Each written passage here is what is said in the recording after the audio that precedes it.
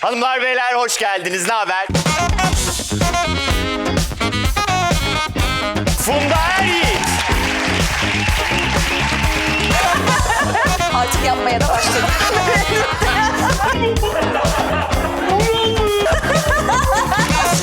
Beş parçaya ayrılıp falan.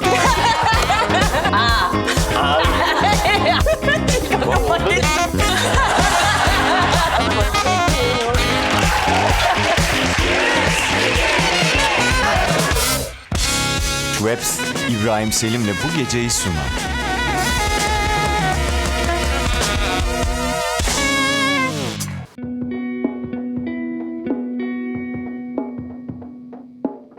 Bana kimse sormadı dünyaya gelmek ister misin diye.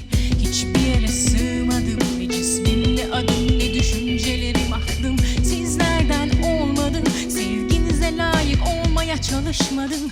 Ne dün ne bugün ne de yarın bundan hiç pişmanlık duymadım. Gitsek buradan çok uzaklara, umurumda değil bu dünya. Doğsak yeniden her gün ufukta, sonuna kadar yansak ya. Gitsek buradan çok uzaklara, umurumda değil bu dünya. Doğsak yeniden her gün ufukta, yanımdasın olunca.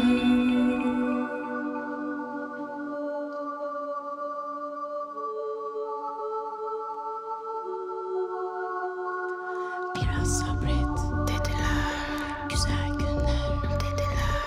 Gelecek hiç gelmeyecekmiş gibi izlerken geceleri acı geçmişi. Bana kimse sormadı bu hayatı nasıl yaşamak istersin diye. Hiç seçimim olmadı, ne dilim ne dinim ne şehrim ya da farkım. Anlamını bulamadım, tesadüfen ayaktayım. Olgunlaşmak çürümenin ilk hali, bırak beni çocuk kalayım. Gitsek buradan çok uzaklara, umurumda değil bu dünya.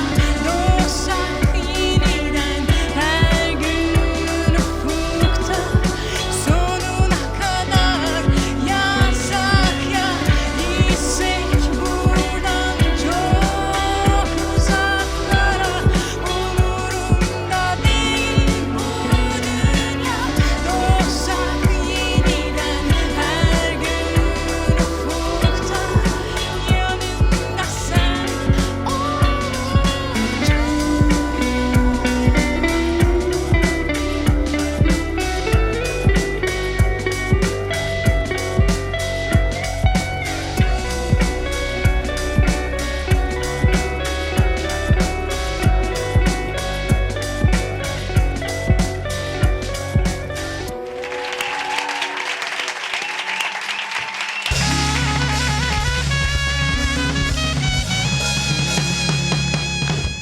Efendim biliyorsunuz bu müsilaj olayıyla sezon finali yapıyoruz. Biz değil, ülke yapıyor. Müsilaj bizlere sadece doğadaki çürümeyi değil, siyasi, toplumsal her alandaki çürümeyi gösterdi. 80'li yıllardan beri alınmayan tedbirler, şehir ve fabrika atıklarının denizin dibine basılması, kapital sahibi fabrikatörleri incitmemek için bu doğa cinayetine ses çıkarmayan siyasiler derken geçen hafta başka bir şey daha öğrendik. Hıyarlarımızı çalmışlar. Evet, deniz hıyarlarımızı ton ton toplayıp Japonlar yemeği seviyor diye onlara satmışlar. Neymiş o deniz hıyarı derseniz şöyle söyleyelim. Bu canlı denizlerin çöpçüsü gibi bir şeymiş. Yani dışarıdan kelimenin gerçek anlamıyla denizin içine sıçmamız yetmemiş. Onu temizleyebilecek canlıları da para uğruna ton ton avlayıp uzak doğuya satmışız. Deniz hıyarlarının Yunanistan'da ve dünyanın birçok yerinde avlanmaları kanunen yasak. Efendim her musibetten bir hayır doğar mı? Yani normal şartlar altında doğmaz ama Anadolu Ajansı'nın haberine göre müsilaj tarımda gübre niyetine kullanılabilirmiş. Evet, tek hücreli bir canlının hiçbir besleyici tarafı olmayan salyası ve tuz oranı olarak son derece yüksek bir madde tarımda kullanılabilirmiş. Enteresan. Bunu şimdi geçiyoruz. Binali Yıldırım Üniversitesi, varmış efendim böyle bir üniversite, baktık biz. Bu müsilajın kozmetik ürünleri yapımında kullanılabileceğini söylemiş. Ağır metal ve lağımla dolu bir kremi yüzüne sürecek kadar hayattan umudunu keseniniz varsa muhtemelen ileride bir kobay ararlar, biz buradan yine haber veririz size. Gördük ki normal şartlar altında her musibetten bir hayır çıkmadığı gibi olağanüstü şartlarda da çıkmıyor. En azından bu durumda. O yüzden birilerine sevimli görüneceğiz diye bu müsilaj güzellemelerini bırakın ve canla başla şu konunun üstesinden hep beraber gelmeye çalışalım. Sevgili izleyenler, ıstakoz avcısı adam bir balina tarafından yutulup kusulmuş. Bir insanın başına gelebilecek en acayip olay budur. Aksini iddia eden ağlayarak günlüğüne yazabilir. Beyefendi ara öğün niyetine bütün gidecekmiş ama balina bireyin lezzet testinden geçememiş. Iy, ne koyuyorlar bu insanların içine? Hep çip geldi ağzıma falan diyerek denize tükürmüş. Bilmem anlatabiliyor muyuz? Etik demiş, duruş demiş balina. Kontrolsüz ve deniyor avcılara kapak olsun. Siz Price'i izlemeyen varsa Netflix'te bulabilir. Teşekkürler. Efendim şimdiki haberimiz birkaç skinny editörümüz dışında kalan ekip arkadaşlarımız tarafından heyecanla karşılandı. Japonya'da bir şirket tahterevalli'de oynayacak arkadaş. Fotoğrafta zayıf gözüktürecek bir partner. Ya da ısmarlanan dev pizzaya ortaklık edecek bir yardımcı vaadiyle kilolu insan kiralamaya başlamış. Vallahi dream job değil de nedir? Alın size karantino kilolarınızı paraya çevirme fırsatı. Hem yiyeceksiniz hem de üzerine 2 saat için 150 lira alacaksınız. Sevgili Japonya, o kadar deniz hıyarımızı yediniz. Kaşeyi yükseltirseniz geliyoruz. Google aramalarında dünyanın en saçma binası olarak aratıldığında ilk sırada çıkan Kahramanmaraş İl Özel İdare Binası yıkılacakmış sevgili izleyenler. Biz de bakın arattık, gerçekten şak diye karşımıza bu çıktı. Neye baktığınızı bir süre anlayamıyorsunuz ama sonra alışıyorsunuz. Kahramanmaraş'a sesleniyoruz. Böyle bir nimet var elinizde. Bu önemli bir ünvan. Bunu turistik olarak pazarlayabilirsiniz. Ülkenin dört bir yanı Allah affetsin heykeller ve Allah muhafaza binalarla çevriliyken bu bina öyle bir bina olmuş ki bunların arasından bile sıyrılmış. Kendine böyle isim yapmayı başarmış yapınızdan vazgeçmeyin. En azından Giresun'a Saat Kulesi diye dikilen alafranga tuvaletin fayansları ile yapılmış Saat Kulesi'nden daha fazla turist çekecek kesin. Efendim ülkelerin Flash TV'si olan Hindistan düğün konusunda çıtayı yukarı taşımaya bu hafta da devam etti. Bu hafta sonu Sosyalizm isimli bir genç evlenecekmiş. Önümüzdeki hafta sonu. İlginç isimli gencin babası Rusya dağıldığında komünizm öldü dediler. Ben de insanlar yaşadıkça komünizmin ölmeyeceğini göstermek istedim demiş. Bundan anlayacağınız sosyalizmin abisinin adı komünizm, diğer kardeşinin adı Leninizm. Bütün bunlar yetmezmiş gibi bayrağı babasından devralmışa benzeyen Leninizmin 5 aylık oğlunun adı da Marksizm. Hasete elti faşizm ve ailenin hayırsız küçük dayısı liberalizmse düğüne katılmayacağını bildirmiş. Evet, daha devrimci ama yorucu bir aile olabilir mi? Gerçekten bilmiyoruz. Ne diyelim, Orak Çekiç'te kocasınlar. Efendim günün bayrak astıran haberlerine gelirsek vallahi asas bitiremeyeceğiz gibi. Kadınlar para atletizm milli takımımız Virtus para atletizm dünya şampiyonasında 5 altın, 4 gümüş ve 6 bronz madalyayla dünya şampiyonu olarak ülkemize birincilik kazandırmışlar. Milli motosikletçimiz Toprak Razgatlıoğlu FIM Dünya Superbike Şampiyonası'nda birinci olmuş. Milli güreşçimiz Murat Fırat Polonya Açık Greco-Romen Güreş Turnuvası'nda altın madalya kazanmış. Tüm sporcularımızı altın madalya kazandıkları için kutluyoruz. Hanımlar beyler, serbest vuruş bitti.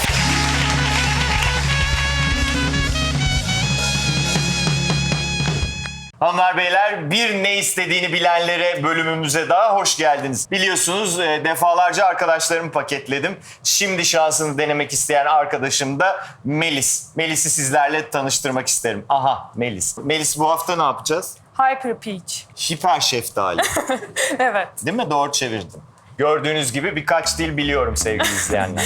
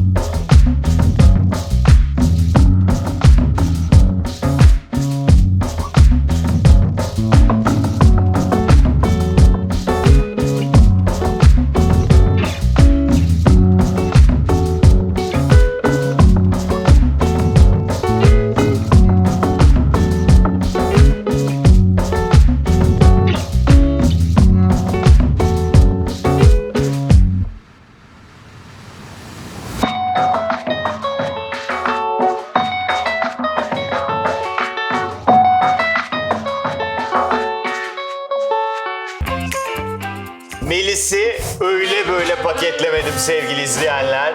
Sıfır çekti Melis. Artık içine mi tükürdü, ne yaptı bilmiyorum. Bence siz bana kötü yarısını verdiniz. Kötü yarısını mı ver? Neyin kötü yarısını ver? O blenderda Gördüğünüz gibi çirkeflik başladı. Bir de birbirimizinkileri deneyelim istersen. Seninki daha böyle bitter gibi. Valla ben beğendim aslında. Hanımlar beyler, gördüğünüz Güzel. gibi Melis'i de paketledim. Haftaya bir başka arkadaşımla yarışmak üzere yepyeni bir mocktail ile sizlerle olacak. İyi akşamlar.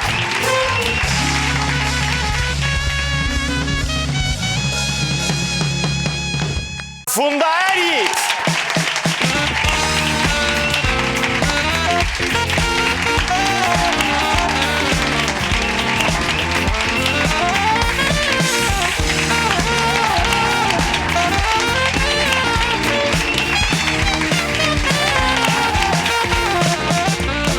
Gerçekten ağzı yırtılan seyirci oldu. Gördünüz mü sizi görünce? Vay, şu an benim de ağzım yırtık gibi yani. Yok, hiç öyle Durduramıyorum şey. Hiç öyle Ay, değil. çok güzel ya, Hanımefendi, seyirciler falan.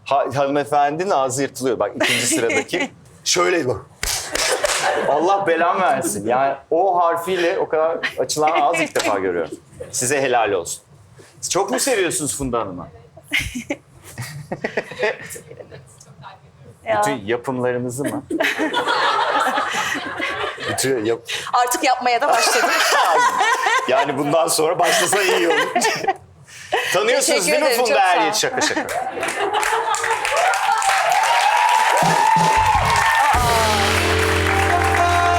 Ya böyle şey gibi oldu. Ben buraya gelirken de zaten böyle kulis dedin, işte zorlu dedim falan. Ben böyle bayağı tiyatro Değil kulisine mi? gider gibi sahneye çıkıyormuşum Bayağı öyle gibi. oluyor ya. Seyirciyi de görünce böyle bir çok tatlı oldu ya. Evet.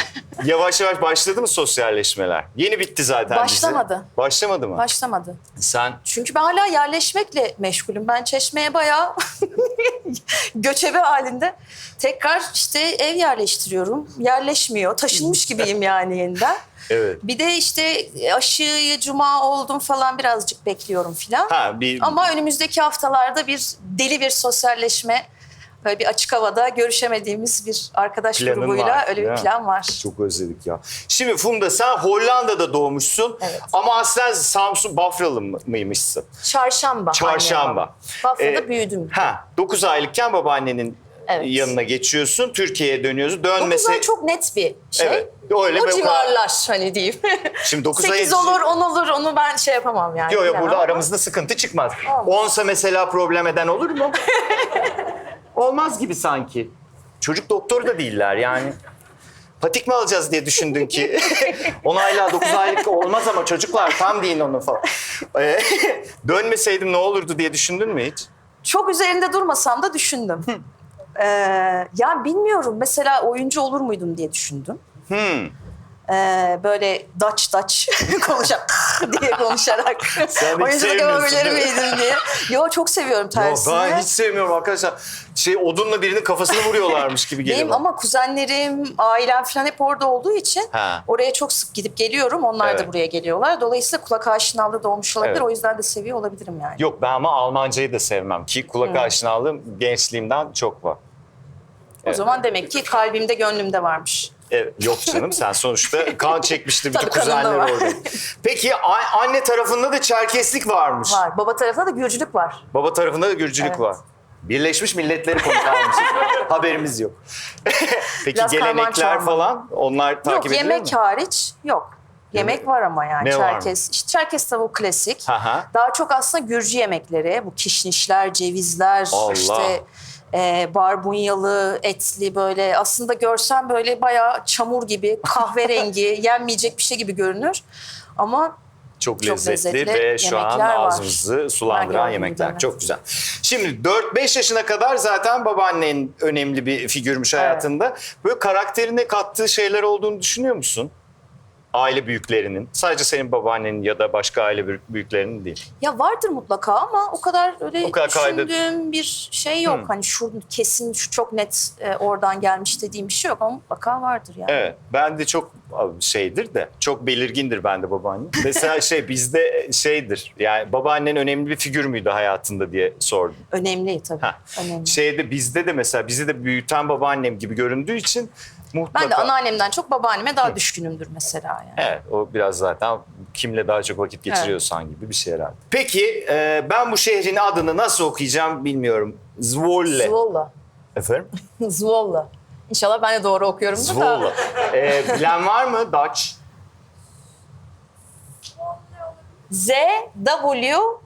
Z-W-O-L-L-E. Benim kuzenim de işte ona benzer böyle Zwolle. S gibi böyle bir Karadeniz ağzı gibi geldi. So. Zwolle. So. Şey de var mesela Schiphol. Tövbe estağfurullah. Schiphol. Havalimanı. Onu da Schiphol. ezberledim. Aa çok. Doğru Siz nereden söyledim mi biliyorsun? onu? Ya ben Almanca biliyorum ama zaten aynı dil kökeni Ha. olduğu için okulumuzun Aynen. genelde aynı. Şimdi bu az önce hanımefendinin telaffuz ettiği, aslında senin de havalı telaffuz ettiğin şehri Amsterdam ya da Rotterdam gibi göçmen yoğunluğu olan bir şehir olarak gördük biz. Öyle mi? Biliyor musun? Yani gidip geldiğin için Yani orada haberdar oldum. Türkler var. Evet. Çok işte orada ailelerimin görüştüğü, ailecek görüşen Türkler var. Ama Zwolle özellikle böyle bir merkez mi bilmiyorum. Peki ailen senin oraya çalışmaya gitmiş gibi bir Evet. bilgimiz var. Aslında dedem gitmiş. Ha, Annemin babası gitmiş. evet. O meşhur işçi göçü Evet. zamanı. Sonra annem o civar galiba 15-17 gene hani 8-10 ay gibi. Onu Yanlış olmasın. yanlış olmasın. Bir aralık vererek. Evet. O yaşlardaymış annem de.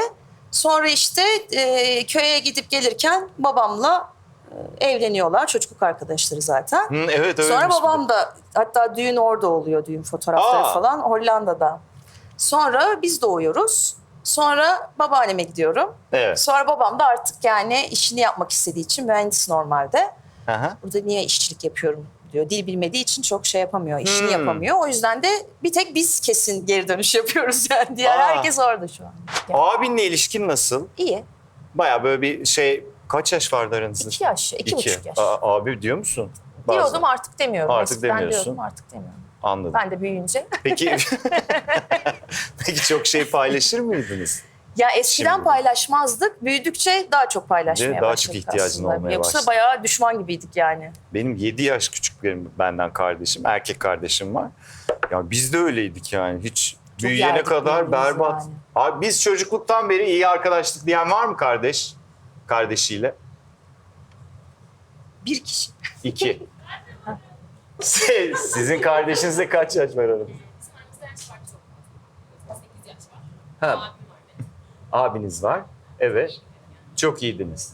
İzmir Çeşme'de bütün pandemiyi geçirdiğini biliyoruz Cümle zaten. alem biliyor. Bu kuliste konuşuyoruz işte ne yaptın geldi mi falan diye. Arkadaşlar hani bu mesela topladım eşyaları geldim dediği şey ne biliyor musunuz? Ateş yaktı varili bile getirmiş. yani onu da çünkü getirmezsin. Hani o buradan da gidecek diye. Peki biraz uzaklaşmak nasıl geldi sana? Aslında bir nevi de uzaklaşmış oldun ya. İyi gelmiş onu. Yani aslında giderken öyle bir şey düşünmüyordum. Yaşarken de böyle ara ara çok iyi burası dediğim çok an var. Ama dönünce daha bir böyle gerçekten Orası çok iyi iyiymiş olmuş diyorsun, yani. değil mi? Pandemide set ortamı yani gerçi Covid yine de Evet. çıktı bizim setimizde ama durmak Bütün zorunda setlerde kaldık. inanılmaz. Evet. Çıkmayan yok. Çok acayip Biz ya. o kadar rahat ortamda bile aslında. Ama yani mesela dönerken çok üzüldüm ya. Çok üzünlendim yani. Evden çıkacağım böyle şu balkonda oturamayacak mıyım bir daha? Çıkıyorum, oturuyorum 2 dakika tam diyorum artık gideyim falan. Yola çıktım böyle gözümden bir pıt. İşte kahvecime hoşça kal diyemedim Fatih'e falan gibi böyle Hassasiyeti dramalar var. yaşadım yani. Sonra döndüm. 2 gün sonra her alıştım yani. Değil mi? Ev yerleştir, onu yerleştir, kolleri Çok aç hızlı falan. İstanbul ya. Çok Gitmeyi da dışarı düşünüyorum. çıkmadım ama Yok. İstanbul'da. Ama genel olarak evet girer girmez böyle bir Öyle Evet. bir basıncı var ya memleketin. Bir de hepimiz aslında tedirgin bir buçuk sene yaşadık ya. Evet. Yani 1 sene diyeyim hadi. yani biz de yaşadık. Biz Çeşme'deyiz diye hani Yok. yapmayın biz de Yok. tedirginlik yaşadık Evet, tabii. evet de Ama yani- İstanbul'a nazaran çok daha. Tabii. En Çünkü azından sokakta bir- kimse yok. Yani evde dışarı çıkacak bir yer yok zaten kapalı her yer. Sokakta istediğin gibi geziyorsun. Bomboş. Yani şeyler daha rahat. Hani sokağa çıkma yasağı var ama hafta sonu atıyorum ara sokaktan bir bakkal Gidip- da açık ha, değil evet. gerçi ama yani Fırın mırın işte. İşte bir şeylere böyle hemen halledip gidebiliyorsun Burada işte oralar falan. biraz zorladı. Burada her çıktığında bir kalabalığa giriyorsun yani. Bir de ilk kapatma çok sert geçti çoğumuz için. Yani benim için de öyleydi. Sizin için farklı düşünen var mı? İlk Mart geçen seneki 3 aylık girdiğimiz var ya 15 güne biter falan diye 3 ay süren. Abi ölüyordum ya ben. Gerçekten ya. İşte onu orada çok anlamadık. Yani hem set olduğu için Evet. zaten sette de sürekli setteyiz ve orada sosyalleşiyoruz filan. Yani sette maske Zaten takamıyoruz çalışanlar zaten. yırttı. Evet. Çalışan, işi gücü olanlar yırttı yani. Onun dışındaki herkesin gerçekten bir depresif hayatı oldu yani. Yani çalışanların da ayrı depresyonları O var. ayrı. Yani herkes O ayrı. O da sağlık ayrı bir acaba şey ne çekiyor, olacak evet. diye.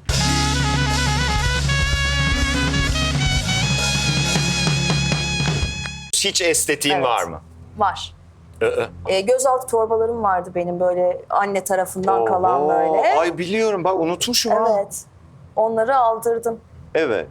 Ama o zaten gayet bir şey. Bildiğin estetik canım. Evet. İşte estetik operasyon. Var mı? Var. Var. Evet. Ve bunu unutmuş olmam benim. Ben Ama yani unutsan daha iyi zaten. Yok ya. Bununla yaşama. Abi Funda'nın Bu yükle yaşama. Hiç unutmadım bak 53 senedir. Peki gün içinde en çok kullandığın kelime? Yani bir de galiba çok kullanırım. Yani galiba, sanırım hani böyle tam bilmeme kelimeleri. Ha böyle emin olmaktan hoşlanmıyorsun evet. galiba. Evet Galiba. galiba. Sıçtık şimdi sayacağız. onu. Bak kendim için Yani galiba falan. Yani mi? Onaylama yanisi mi? Yok o da işte galiba gibi. Aa. Hani emin olamama yanisi. Ha bayağı. Güzel. Ya da Hep bir şeyi arada. anlatırken yani filan. Ha. Onlar da var. Hiç beraber takip ettiğin kişiye ihanet edip dizinin yeni bölümünü gizlice izleyip salak yaptığın oldu mu? Salak yaptığım derken Yani işte ben de seyretmedim falan. beraber Evet, izleyelim izlerken mi? Evet beraber takip ediyorsunuz. Mesela işte Game of Thrones'u beraber seyrediyorsunuz. 5. bölüme kadar gelmiş. Siz 3'e Yok, kadar beraber olmadı. izlemişsiniz. İzlemişsem de söylemişim demek. Peki kimin müzik listesini ele geçirmek isterdin? Senin müzik listeni ele geçirmek istedim. Ay yapma. Çok mu sıkıcı? Oo bombok. Hiç. O kadar mı ya? Ya evet neden biliyor musun? Çünkü ben merak ettiğim her şeyi Spotify'dan dinliyorum. O da algoritmanın anasını ağlatıyor. Bana bir haftalık keşif çıkarıyor. Ama senin haftalık keşif değil, senin oluşturduğun listeler yok beğendiğim mu Spotify'da? var. tamam, onlar işte. O fena değil doğru. Ama yani senin de fena olmadığında çok. Çaktırmadan bak dendiğinde çaktırarak mı bakarsın yoksa profesyonel misin? Profesyonel. Sen de mi? Evet. Bir de severim de yani. Ha. Anlaşılmasın tamam. Hemen bakmam. Aa. Süre geçer falan. Ha. Sanki bakmayı unutmuşum gibi olur ama bakarım falan. Profesyonel. Vay be ben hiç bak orada yok. Sevgilinin günlüğünü bulsan okur musun? Ay. Ay mı? Zor bir soru. Yani okumamaya kendimi zorlarım. Okuma derim yani. Yapma bunu. Sen bu değilsin filan. Hani bir Canlar kendimi sıkılabilir. tokatlayarak. Geçmişi okumak istemem zaten de bugün böyle mesela aralar falan, falan. ne oluyor ama elim gitse de yaparım kendime. Var mı Yapma derim. okuyan sevgilisinin günlüğünü? Siz okumadınız birbirinizin günlüğünü. Bulsanız okur musunuz? Okumayı. Beyefendi siz? Okumazdınız, evet. Korktuğunuz için mi? Özel hayata saygı. Aynen. Ha. Okumadınız. Buldunuz ve okumadınız mı? Evet işte Aynen. o sinir bozukluğuna gerek yok. Yok. Evet. Şu anda bir siniriniz bozulmuş gibi. Daha yeni bakın. Çok uzaklaşmış değilsiniz. Siz beyefendi, siz bulsanız okur musunuz? Ne? Ha, kime gömdüyse onu yakalayacak. Ha, kendin hakkında konuştuğu Evet, şeylere anladım bak. abi. Filan. Çok acayip. Bu taktiği ilk defa. Yo, ben daha Fark önce ediyorum. duymuştum. Ama yapmamıştım hiç. Yapan ilk defa görüyorum. Enfes oluyor. Daha kolay oluyor. Direkt döküyor. Bak ne hayatlar bitecek bu akşam. O isimler o WhatsApp'lara yazılacak. Ben eve gidince yapacağım diyen var mı şu an? Sıkar da burada demek. Batıl inancın var mı? Batıl inancım yok galiba. Galiba mı? Yani bak sana söylemiştim. Yani önceden şöyle bir yani takıntım var. Evet. Bazı. O takıntı yani mesela bir şey yapıyorum böyle bir takıntıyla alakalı bir şey ve o olmazsa şey yapardım. Bir dilek geçirip kafamdan o Evet. olmayacak gibi. Bir ara öyle bir batıl O batıl inanç oluyor mu? O sayılır batıl? mı? Sayılır mı? O Sayılmaz mı? takıntıya girer diyor. Ama Evet. şey yani o Yani dileği diliyorum falan. Gerçi nazar batıl mı? Şu an batıl, evet. Batıl mı şu an? Evet. Nazara inanır mısın? Nazara inanırım Galiba. ya. Evet. İnanırım. Rahat ol çünkü benim kolumda şu an 3 Ya tane şey nazar gibi var. nazarla ilişkim. Ben Hani şu an fala inek inanma gibiyim. falsız Yani- kalma. Evet sen. Evet, çanım da olsa tamamım yani. Aynen. Gizli magazin takip edip ortamlarda asla bilmiyormuş gibi davranır mısın? Bilmiyormuş gibi davranmam. Tam tersine biliyor Ha, olmak atak böyle. halinde. Evet. işte. Evet ben de gördüm onu falan gibi. Kendinde en gıcık olduğun huy ne? Bazen telaşlı oluyorum çok. O hoşuma gitmiyor. Takıntın var mı? Var. Nedir? Yani nasıl diyeyim o kadar karmaşık ve komplike bir şey ki. Aa. Yani aslında özetleyeyim bir şeyin tamamlanması gerekiyor. Yani ne gibi? Bir sayıyorum mesela. Bir gam çalsınız ve sonuç almayın. Öyle bir şey mi diye anlamak için. Ya bunda o müzikte hiç denememiştim. Deneyelim. Müzikte deneyebiliriz. Do, re, mi, fa, re. Hadi. Bak şöyle yapacağız. Böyle gideceksin, sonra geri geleceksin. Geri döndüğündeki sonu istemiyorum.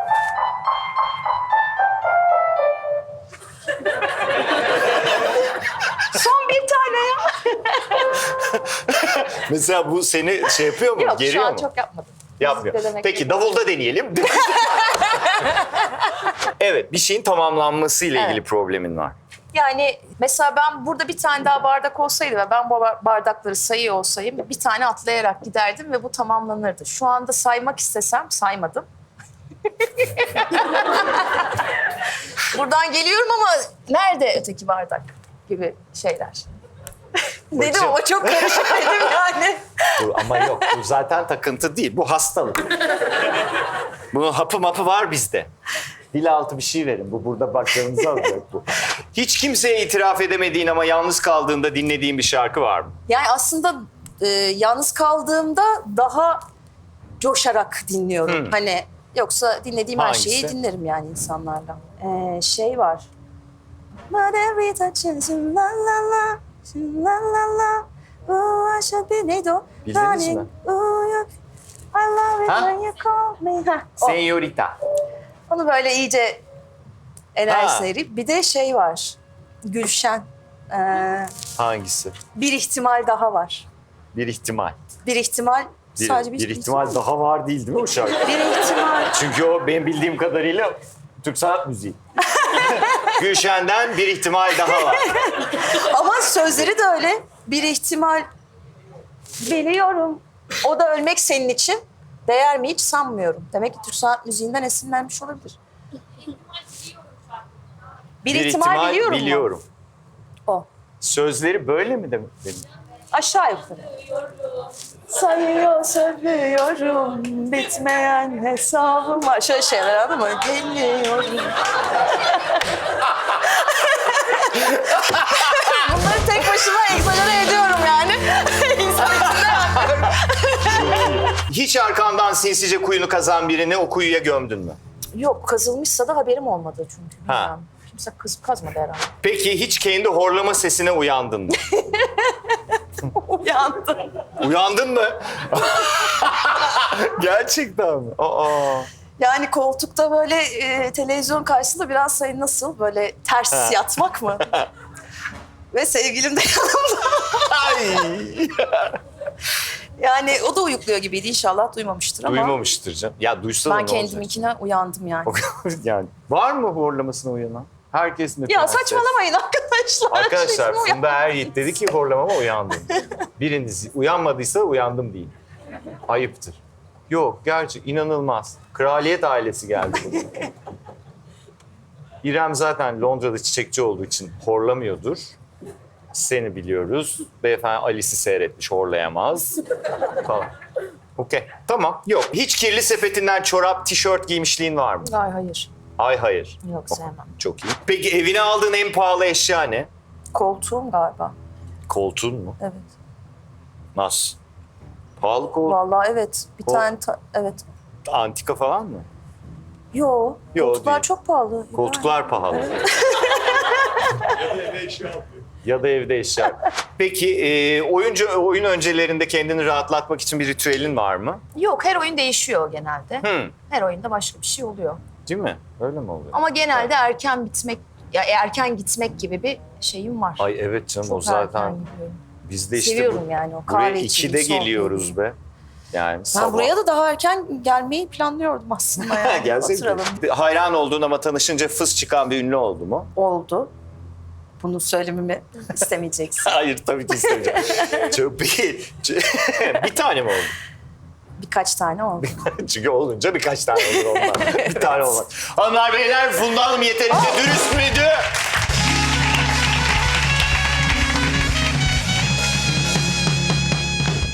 Şimdi hanımlar beyler Funda Hanım güzel olduğu kadar zeki de. Bakmayın demin kopya mopya dediğine. Şöyle bir eğitim hayatı var. Kadir Has Anadolu Lisesi'nden sonra İstanbul Üniversitesi Siyasal Bilgiler Fakültesi Uluslararası İlişkiler'de okuyor. Bitiriyor. Sonra İstanbul Devlet Konservatuarı bitiriyorsun. Evet. Çok iyi. Peki eline atıp fosladığın bir şey oldu mu? Oldu tabii ki. Ne? Nasıl bir hevesle sormak bu? Çünkü ne bileyim yani normal olduğuna dair Bilmiyorum kanıt olmuştur arıyorsun. ya. Ne fosfadı? Olmuştur mu? Bok olmuştur. Olmuştur diyorsan olmamıştır. Bilemedim vallahi ama kesin olmuştur. Hiç öyle bir insan evladı yok ki. Yok kuzum yapmayı kararlaştırıp karar verip bunun için emek sarf edip yapamadığın bir şey benim hatırladığım olmadı Funda'da yani. Buradaki Ha, eğitim oyunculukla hayatı- ilgili mi soruyorsun? Herhangi bir şeyle sadece? ilgili. Vallahi bilemedim ya. Tamam. Kendine 1 ile 10 arasında bir puan versen 9. kaç? 9. Ama Orada da gece yüksek verir. söyledim. Orada 4 falan mı verecek diye düşündüm çünkü o yüzden sordum. 9 tabii. Biz en az 10 alırsın buradan da. Zaten ortalama da Ya 10. kendi kendime şımartasım geldi biraz. Yo rica ederim. Biz de şımartabiliriz. Kaç verirsin? 10. Çok iyi. Siz beyefendi? 10. Titredi adam. Siz beyefendi? Hep arkasına bakıyor o. Nasıl yapacağız? İsminiz neydi? Görkem Bey. Erdem Bey siz kaç verirsiniz? Neyi kırdınız? Hocalıktan. Kendi bir puan. Ha. Ya. Orada. Ha. Ha. Ha. Üniversitede öğretim üyesi beyefendi. O yüzden bu havalılık. O kendine şey yaptığı için. O yüzden not vermeyi biliyor demek ki. Ha bir de o var değil mi? Tam puanlar. O kim ki 10 alacak abi? Peki uluslararası ilişkiler okuduktan sonra konservatuvar nasıl geldi sana?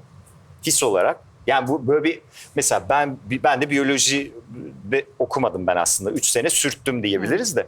Biyolojiden sonra konservatuvara büyük bir heyecanla girdim ama girdiğim anda ilk o yapıyı algılamaya çalışırken böyle bir tam nasıl sınıflandıracağız burayı falan diye kafam karışmıştı. Ya ben ama uluslararası ilişkilerde okurken de zaten tiyatroyla ilgileniyordum. Evet.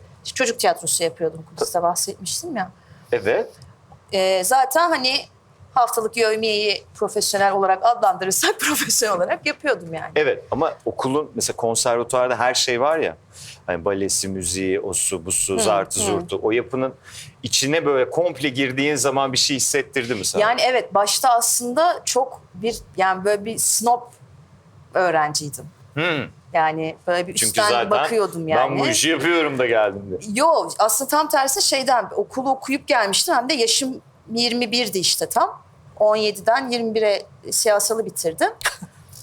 Ve böyle hani ben yani Sana helal olsun. buradan mı başlayacağız bu derslere falan Oo. gibi Terbiyesiz. biraz şeydim yani. Evet. Bir de sınıf arkadaşlarım 17 yaşında, 18 yaşında tam Gel 21 ablacığım yaşta falan. çok fark yok ama hani o hayat görüşü olarak bir fark var Sen yani. deli misin canım? Liseden Üniversite çıkıp okumuş bir gelmekle. 21 yaş ve liseden gelen 17 yaş. Sonra onu böyle mesela çok fazla arkadaşlık edinememiştim ilk yıl. Ha. Daha çok böyle kenarda kitabını okuyan böyle tiyatro Güzel. samurayı tiptim. Sonra birlikte arkadaşlarımla sahne çalışmaya başladıkça kaynaştım. Orada da aslında oyunculukla birlikte oynayarak sosyalleşmeye ve arkadaşlık kurmaya başladım. Peki ilk işin Canım Ailem. Evet. Müthiş bir işti. Gerçekten mesela ilk işin Canım Ailem olduğunu biz işte böyle çalışırken seninle ilgili gördüm. Ben çok şaşırdım.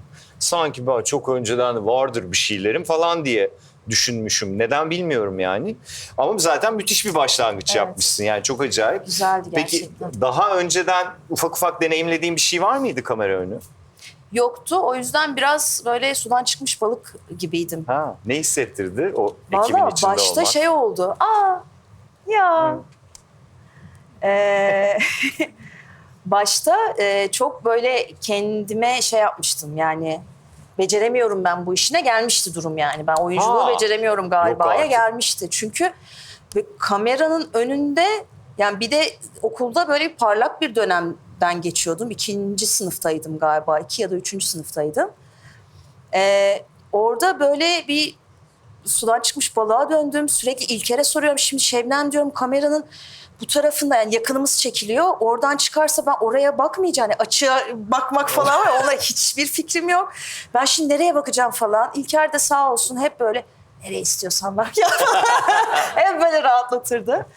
O yüzden böyle bir bocalamıştım başta. Sonra ekip de çok güzel olduğu için Evet. çok sahiplenici Çok başarılı bir ekipti. işti ya o. Gerçi sen çalışıp geldiğin için okuldaki düzen disiplin hikayesi seni etkiledi mi hiç? Yani bir daha disiplinli olmaya falan itti mi? Hani orada Konservatuvar evet. mı?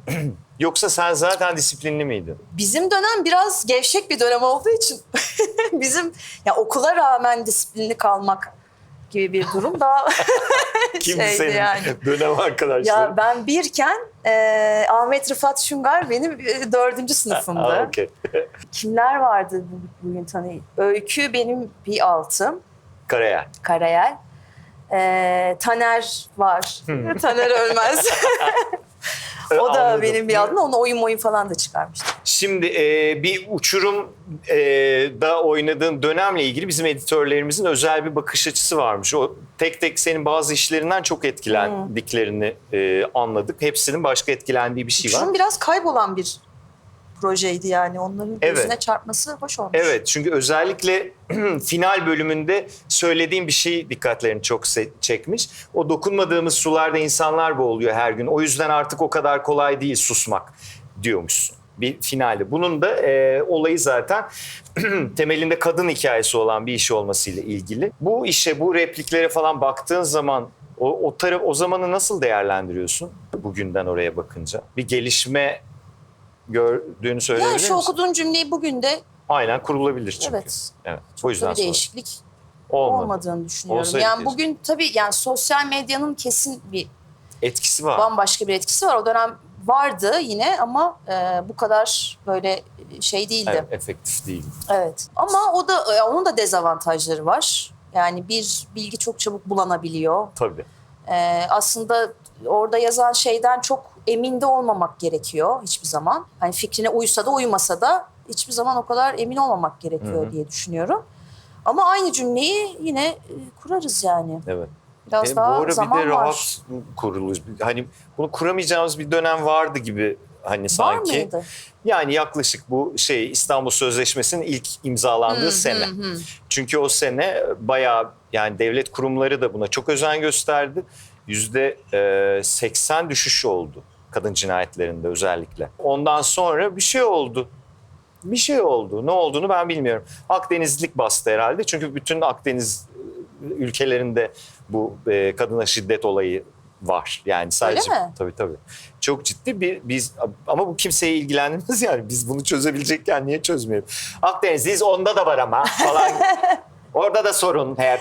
diye Akdeniz'in olmuyor. Avrupa tarafı mı yoksa? İtalya, Güney. Fransa bunlarda da var böyle problemler. Hani hatta bunun işte çıkıp yalnız Fransa'da da şu kadar falan yapıyorlar ama bu ya ondan zaten yapıyorlar. öyle bir şey değil ki zaten global bir sorun. Yani. Ha, bizde biraz daha fazla, daha yönetilebilir yerler var dünyada. Bizdeki biraz fazla. Evet, bir başka editörümüzün bir başka favorisi de Karadayı'da oynadığı Belgin karakteri. Etrafı zaten Karadayı bayağı önemli bir iş ama Belgin'in hikayesi böyle bir daha çok bir sonu iyi biten Bergen hikayesi gibi tarif ediyor bizimkiler. Sonu iyi nasıl biter ya? Yani işte ne Öldü. bileyim, Kadın intihar etti. sonunu seyretmedik demek ki. Ha yani kurtulmuş diye bakmışsak. Ha, derdinden kurtuldu Ha. anlamında bakıyorsak iyi öldü. İyi öldü. İyi öldü. İyi öldü mü? İyi öldü. Neyse ya. Evet bu sonuçta bu bir anti karakter ve ara ara yani bu Karadayı'da da böyle bir hem kadın hem de anti karakter bu kadar renkli oynamak aslında sana kısmet olmuş diyebileceğimiz bir şey. Senin için nasıldı Belgin'in öyküsü? Çok güzeldi ya. Benim çok keyifli zamanlarım.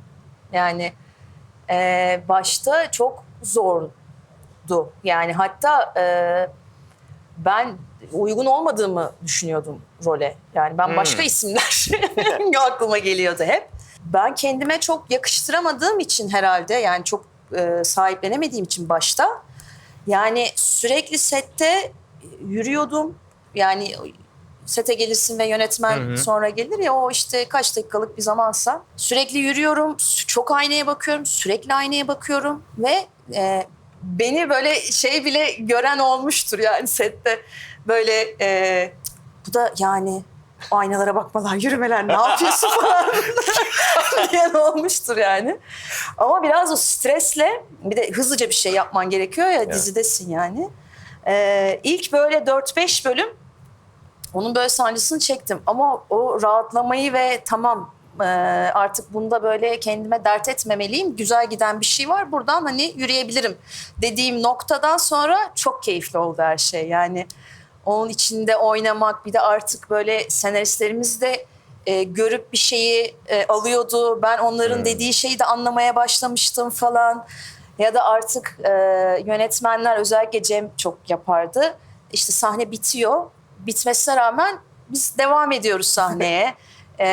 Ben devam ediyorum. Ben devam ederken Cem diyor ki şimdi telefona git falan diyor. Telefona gidiyorum, açıyorum falan. Yani sahneyi de oynamaya devam ediyoruz falan. Böyle çok keyifli. Bir de kendi yani nasıl diyeyim risk almanın keyfine vardığım bir şeydi yani bir roldü. Sen hep enteresan rollerde oynadın. Bu anlamda da şanslı olduğunu düşünüyoruz ama hani bunu da soracağız yani bu sadece şans olamaz çünkü diye.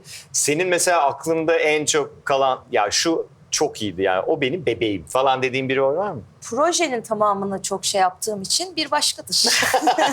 Tamam peki. Yani Evet. kendisi projenin tamamı Evet, çok özel haklısın. olduğu için ama Karadayı'daki yani Belgin de onun arkasından gelir yani.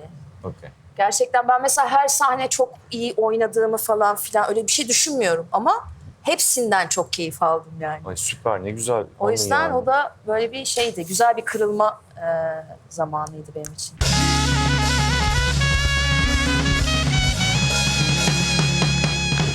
Sorumuz şu, kimin sırtını çiğnemek suretiyle üstünde denge çalışmak isterdin?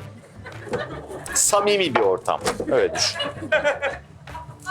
Kim çıkacak acaba? Acaba kim? İlk seçeneklerimiz Ecem Uzun mu yoksa Begüm Akkaya mı? Ya ikisi de çok minyon ama bunlar. Yani Ya. bir sorun çıkabilir. Begüm. Begüm daha dayanıklı mı göründü sana? Yo, daha yakın arkadaşım. O Aa, yüzden. madem benim üstüne O bir çıkacağım şey yakın demez tanışın. yani. Peki Begüm Akkaya'nın sırtını mı çiğneyeceksin, Alperen Duymaz'ı mı? Ama Yani. hiçbiriyle hayal edemiyorum ben böyle bir şey. Yani zaten amaç o ama hayal edebilsen tuhaf olurdu. Alperen. Alperen gözünde canlanıyor değil mi? Peki Alperen Duymaz mı, Neslihan Arslan mı? Neslihan. Neslihan. Aa, Neslihan'a tutarlılığa hiçbir şey bak. olmaz. Neslihan Arslan mı, Uğur Yücel mi? Uğur abi. Uğur abi de zaten hayırdır diye bakıyor yani. Çocuklar benim burada ne işim var diyor şu an. Sırtımı çiğnemek mi? Öf. Uğur Devamlı bu. abi, Neslihan ya. Uğur Neslihan. abiye korkarım çıkmaya Ay üstüne. tabii canım, ayıp zaten. Neslihan Arslan mı, Oya Okar mı? Aa, Oya'yı da özledim ha. Çık o zaman mesela. Çıkayım be. Hadi. Okey, Oya Okar'la devam ediyoruz. Oya Okar mı, Benedict Cumberbatch mi? Ya soru başka olsaydı Mesela. çok daha iyi olurdu. Ya ben sırtını çiğne diyorum. Sen aklındakini düşün. Oya. Ne oldu? Bir Şu an sıkıştık hazır galiba. sevemedim. Oya ile devam ediyoruz. Oya Okar mı yoksa Fatih Artman mı? Ya Fatih. Fatih'in sırtında olmuşluğum vardır. Tabii normal. O yüzden Dünya tatlısı Fatih. Fatih Artman mı? Geldi benimki. Jason Momoa mı? Fatih ya. Fatih tabii ya. Bu ayıyı niye O sürekli zaten koyuyorsun? yani bir işe yaramaz ki. Benim ayaklarım şey olur. Cancağızım Ağrı. senin ayaklarına onun sırtı kurban olsun.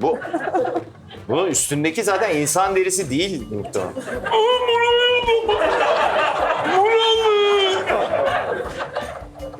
Gerçekten inanamıyorum ya. Her programda çıkıyor ya bu. Bana düğüne koyuyorlar. Ben uyuzum çünkü buna. Sonra en yakın arkadaşım falan olacak. Aquaman 2 mi geliyor? Yes! falan diye oynayacak yine. Yaşasın. Yeni bir fotoğraf gelir belki ondan Belki. sonra. Ne gelecek? Aquaman'da aha böyle bir şey işte suyun içinden çıkacak da diye. Su yutmuşunu yaptı. Fark ettiniz mi? Fatih Artman mı, Öykü Karayel mi? Yani Öykü daha yani kırılabilir kemikleri gibi daha Daha hassas yeni anne yerde. oldu Bir de zaten. evet. Oğlum, Emzirecek falan. emzirecek falan. Fatih. Fatih'le devam ediyoruz. Fatih Artman mı, Natalie Portman mı? Natalie Portman'ın sırtında ne yapayım ben ya? Ne bileyim başka soru neden sormadın bana ya?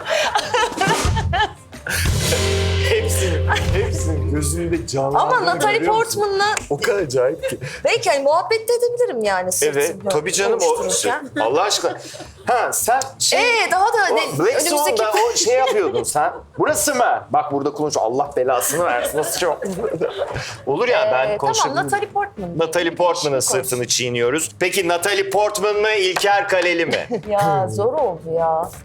Evet. Zor oldu. Natalie Portman'dan sonra İlker Hayır Kaleli yani zor çünkü oldu. sırt çiğnemek ya herkeste aynı şeyi etkisi var. Yani hani ben soruyu beğenmedim. Vallahi siz nasıl... Yani ha onun sırtı ha onun sırtı. Ne yapayım ben sırtında yürüyeceğim yani. Fundacığım. Ama sen yani... Natalie Portman da Natalie- devam edeyim. En Evet. azından konuşup Hollywood'da neler oluyor onları şey yaparım. Natalie Portman mı, Ryan Gosling mi? Ryan Gosling. Ryan Gosling. Neden? Biraz da ondan Hollywood'da neler oluyor haberlerini almak için. Yani kuzum bakın bu herifi yine bu fotoğrafıyla buraya koyuyorsun. Bu da sandalyede gaz çıkarıyormuş gibi. Böyle bir şey. Bu adam bu değil. Ryan Gosling ama bence tatlı adam. Sohbet değişir. Evet. Ryan Gosling mi, Selahattin Paşalı mı? Ya. Selahattin olmaz ya. Ay Selahattin olmaz mı? Bence de olmaz diyerek arka çıkıyorum ama neden bilmiyorum. Ryan Gosling. Ryan Gosling. Ryan Gosling mi, Tom Hardy mi? Tom Hardy. Ne oldu? Bir şey oldu. Biraz ne da oldu? ya hep Hollywood'dan gidiyorum dikkat Evet. ettiysen. Evet. Hollywood'un sırtına masaj yaparak. Orada onun sırtına, orada... Sete de öldü. gelebilirim filan. Benim yatağım var. Yatağımla geliyorum. Masaj yatakları var ya, onu kastediyorum. Benim yok yatağım. Haftaya kulisinde, okey. Peki Tom Hardy mi, Ali Atay mı?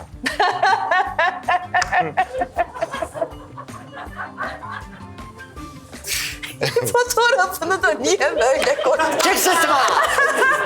Hadi sırtıma! Hadi bakayım sırtıma!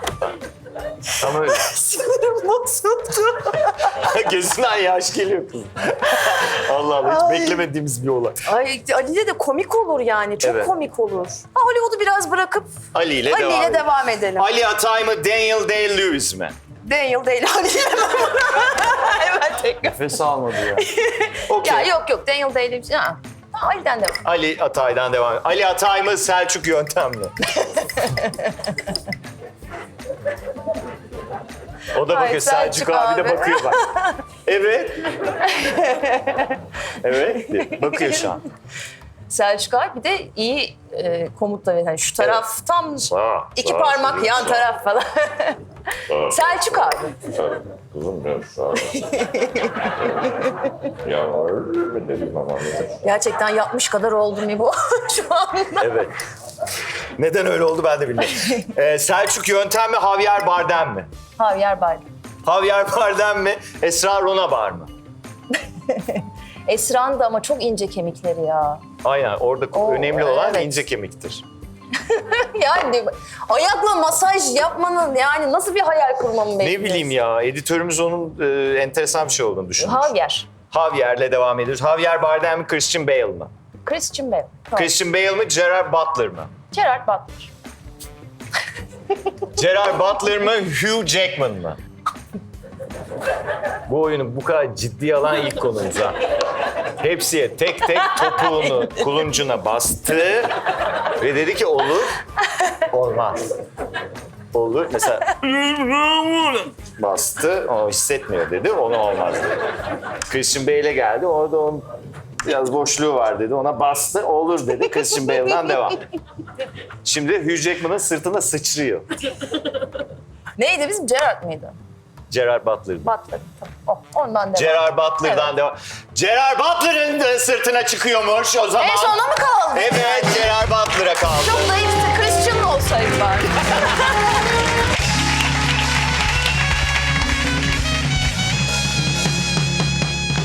Hepimizin ayılıp bayıldığı bir başkadırdan bahsetmek istiyoruz. Ya hem içeriden hem de seyircisi olarak artık sen de seyircisi haline geldin ya sonrasında. Ne hissediyorsun bir başkadırla ilgili? Yani bu bizim çok eğlendiğimiz bir fotoğraf. Bu şeyden aslında. Çekimden değil de pilot da çekmiştik biz bir. Oradan bir fotoğraf. Yani benim için yani objektif bakabildiğim bir proje olduğunu sanmıyorum. Neden? Yani çünkü çok seviyorum. Ha, tamam canım. Ya izlerken de çok böyle etkilendim. Çok mesela ağladım, çok güldüm.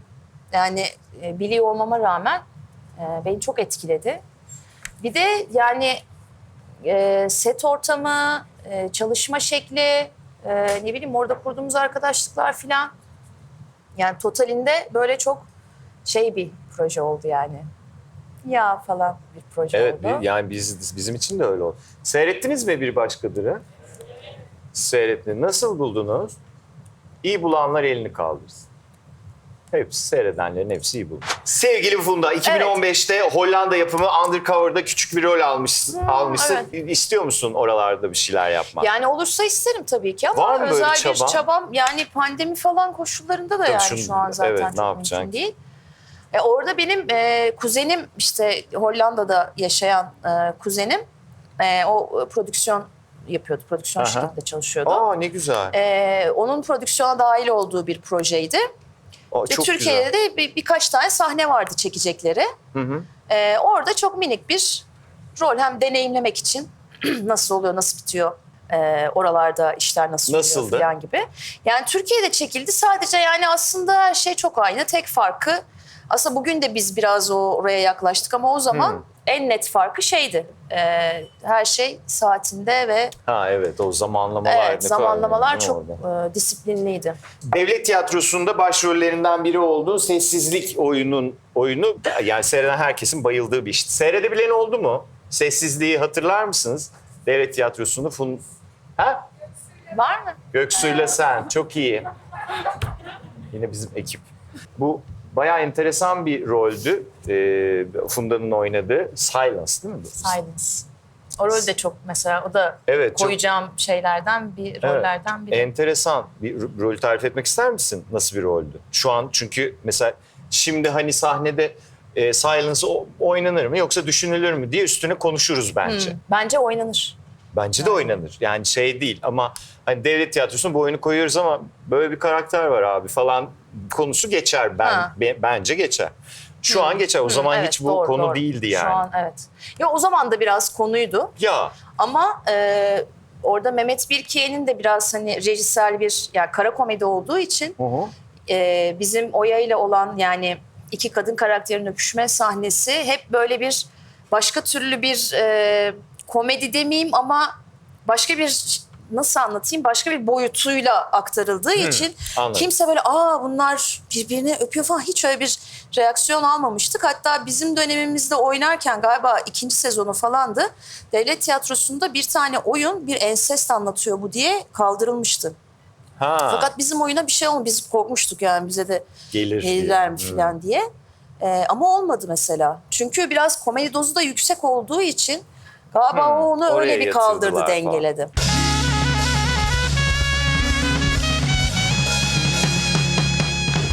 Metamorfoz. anlat diyor. Metamorfoz. Metamorfoz. Evet. Buğulama.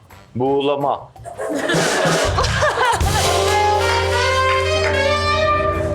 Kilim. Kim? Kilim. Lim. Kilim. Diyim. Kilim. Kilim. Dilim. Benim ne oldu ya öyle? Kilim. Kilim. Kilim. İyi değilim. Geçmiş olsun ne oldu? Kilim. Kilim. Ev. Ev. Ev. Burası ev. Girdim. Girdim. Burada böyle. Kilim. Çizdim. Yok. Oturdum ve- No. Ev. Girdin Ev. eve. Eve gir. Girdin. Yürüdüm. Yürüdün. Bu anlamayacak. Merdiven. No. Merdiven. Burada bir şey var. İlim. Kilim. Kilim. Girin. Silkeliyim. Bu ne? Kağıt. Evde ama. Silkiyim. Ne bu? Kilim. İşte. Silk. Halı silkiyim. Halı. Halı. Kilim. Kilim. Evet.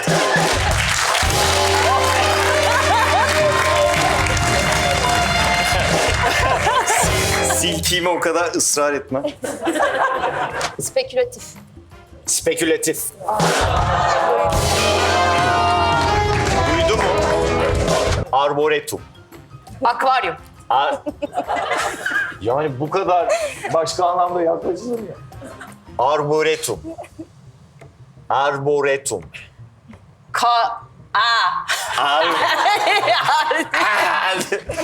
Arboretum. Arboretum.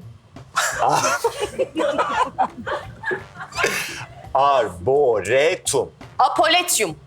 Aynen bunu sen tövbe Apolet. olmayacak bu gel. Arboretum. Olmayacak. No gel. Bilemedin. Yok bilemedim. Arboretum. O ne ki? Öyle bir kelimenin varlığını bilmiyorum. Silik. Silik. Li. Silik. S var mı başında bunun? Var. İ de var. Var. Ama Sonrasında artık birkaç bir şey var öyle. Dur. Duyuyorum şu an. Başka şarkıya geç. Ha. silik. Silindir. Silik. Sikinti. Silkelik. Tamam canım bilmem şarkı değil. Ne? Değil mi? Silik. Silik mi? Güzelmiş. Tabii ki Funda Hanım kazandı. Alkışlıyoruz.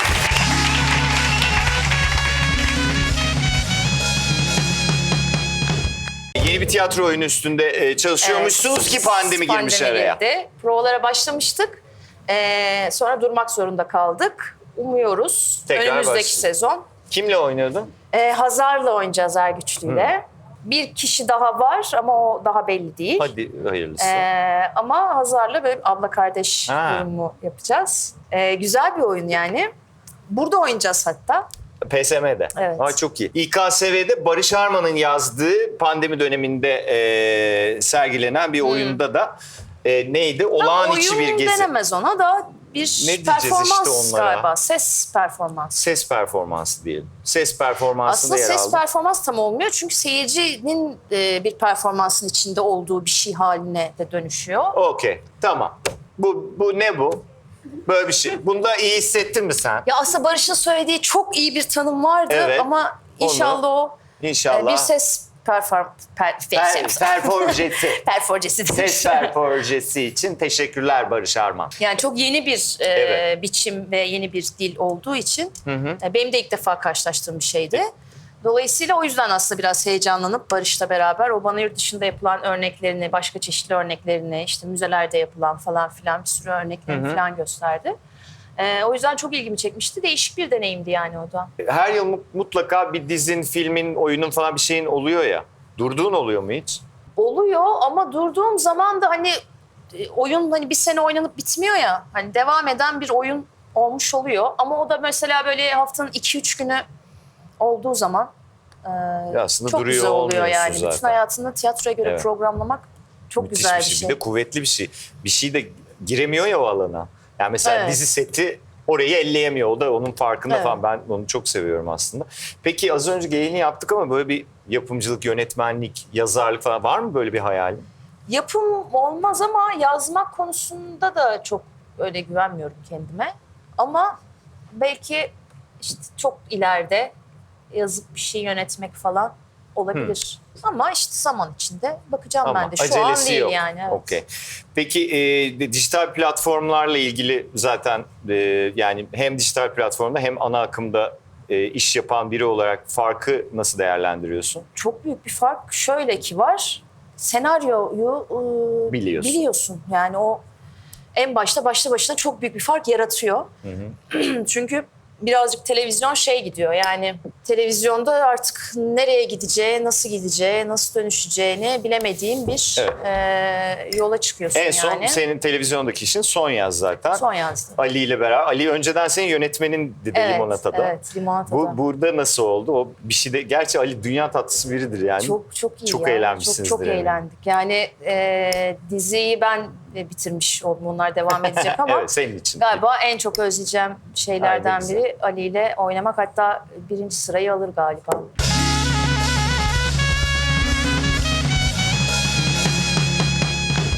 İrem Hanım. Buyurun. Londra'dan sevgiler. Ayağa kalkmanızı rica edeceğim. Sizi de tanıdık. Size de ne soracağız ki? İrem Hanım Londra'da çiçekçisiniz. Çok iyi. Helyum seviyorsunuz. İnanamıyorum usta. Evet. Kaç yaşındaydınız? 27. 27. Aa ne kadar da genç görünüyorsunuz. Teşekkür 27 de genç gerçekten. Buyurun sizin şarkınızı dinleyelim.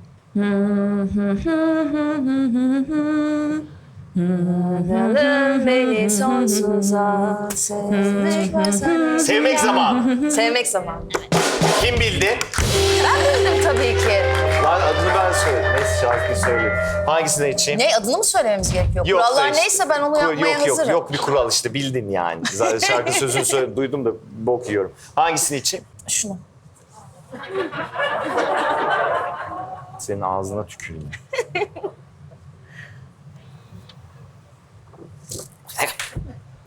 Artık bu ne? Merhaba, Merhaba, sizi Merhabalar. tanıyalım. ismim Başak. Siz ne yapıyordunuz? Ben fırsat danışmanıyım. Fırsatçılık yapıyorsunuz. Fırsat danışmanıyım. Fırsatçılara danışmanı. çalışıyorsunuz. Yo, yani Fırsat danışmanı ne bir yapar? alışveriş yapmak istediğinizde ben size o fırsatı buluyorum. Ha. Ekip arkadaşlarınızı yalnız bırakmayayım dedim bu bölümde. Ha, güzel. Ya. Anlamadım. Çok iyi. Çok teşekkür ederiz. Vallahi size helal olsun. İşte sana kuliste anlatmıştım ya bizim ekip delirdi diye. Aha seyirci de delirdi. 1,5 yıldır evde olunca sadece böyle şeyler izleyince. Peki fırsat danışmanısınız. Ne Evet. kadar kazanıyorsunuz? Yani Fulya sunduğum fırsata göre değişiyor. Yani siz 500 liralık bir ürünü alacaksanız ben size onu 300 liraya bulduysam aradaki 200 lira üzerinden komisyonumu alıyorum. Fiyat baremi değişiyor ürüne göre. Siz şu an bir meslek yaptınız biliyorsunuz değil mi? Böyle bir iş çıkacak yani. Başımıza bir şey bela ettiniz şu an. Hay Allah. Peki ayda ne kadar kazanıyorsunuz? Yani değişiyor ya. Yolumuzu buluyoruz diyelim. Yolunuzu kaça buluyorsunuz? Bir şeyler yapıyoruz. Vergi mi kaçırıyorsun ablacığım sen verdin mi? Resmi bir iş kolu değil henüz. Nasıl Aynen olsa off doğru. the record burası. Aynen. Buyurun sizi dinliyoruz. Tamam.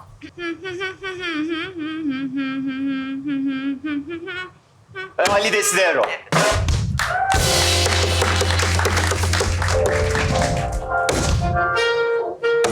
Hangisi? Yani bazı miktar kullanıyorum ama Ha? Çok sağ olun. Teşekkür ederim. Hepsini içebilir. Sen seç sen. Ben mi seçeyim? Evet evet. Bu tabasco, bu sirke, bu tuzlu su, bu limon suyu.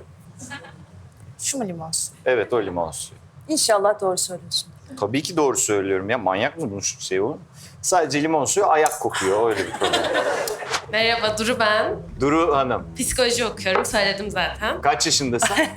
20.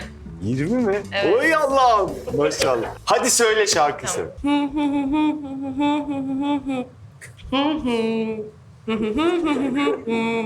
Kendi bestesi galiba. Hayır, çok biliniyor bu. Filmi Kızlar. falan var. Neyi var? Filmde Star hatta. Wars. Hayır. O Nicole. Filmi var. Bir daha mırıldanır mısın?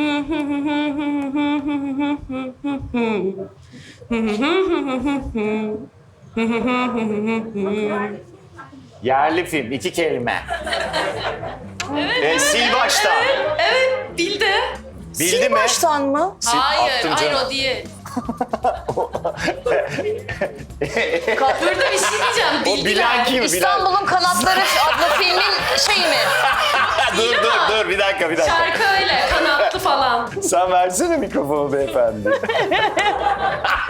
Sizi bir ayağa alabilir miyim? Sizin isminiz neydi? Kerem. Kerem Bey bize böyle yaptı bildikten sonra.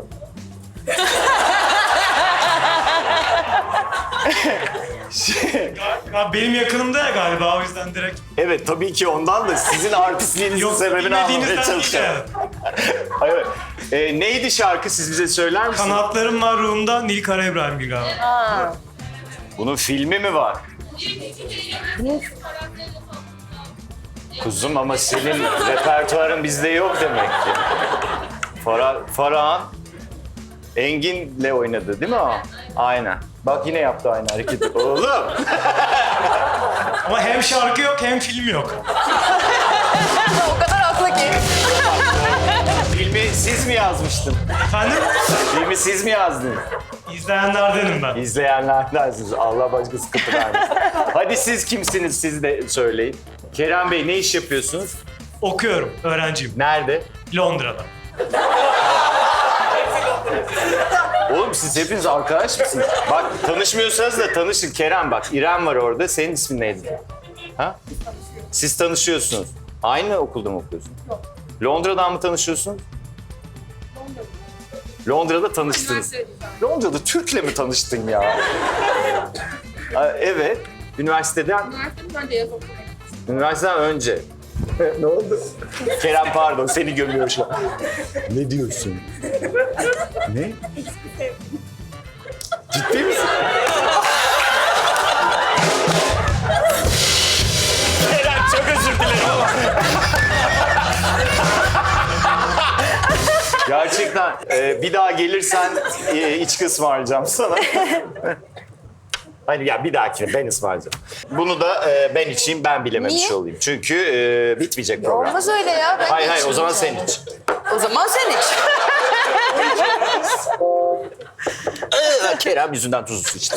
Merhaba. Ben Cansu. Cansu Hanım, Doktorum. doktorsunuz. 10 yıllık ilişkiniz var. En sonunda evleneceksiniz Evet. diye düşünüyoruz. Kaç yaşındaydınız? 29. 29. Evet. Aman sanki. Çünkü 27 yaşı, biz onlardan büyüğüz deyince ben herhalde ve 30'a az 42. kaldı ama. Ha? 30'a az kaldı. Ay be. 42 yaşındayım ben ablacığım. Canımı sıkmayın de. 30'a az kaldı. Buyurun.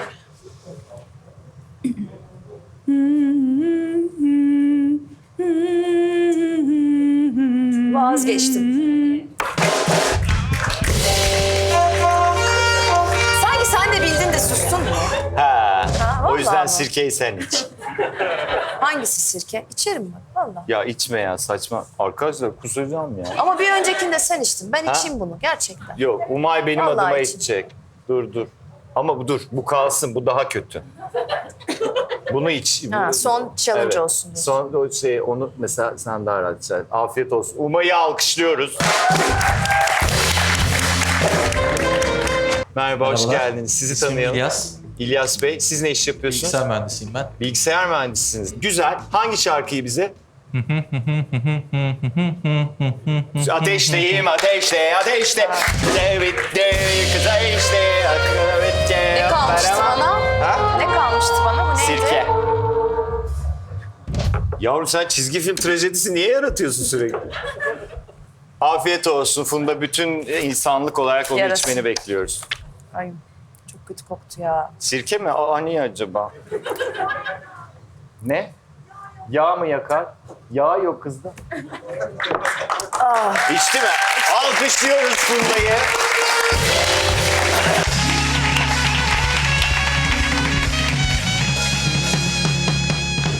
Ya ayağına sağlık Funda. İyi ki Ya geldin ya. vallahi iyi ki Konuşacağımız geldim, çok daha milyon eğlendim tane ya. şey var ha. Ama vakitten dolayı bir çıt hızlı bitirmiş gibi olduk. İnşallah tekrar ederiz. İnşallah. Hemen. Hadi. Üstümüze şey yaptı, örttüler. Hanımlar beyler bu hafta Funda Er Yiğit'li konuğumuz. Biz çarşamba günü YouTube'da olacağız. Pazartesi yine burada beraber olacağız. Ona çok seviniyoruz. Görüşmek üzere. İyi akşamlar. Schweppes İbrahim Selim'le bu geceyi sundu.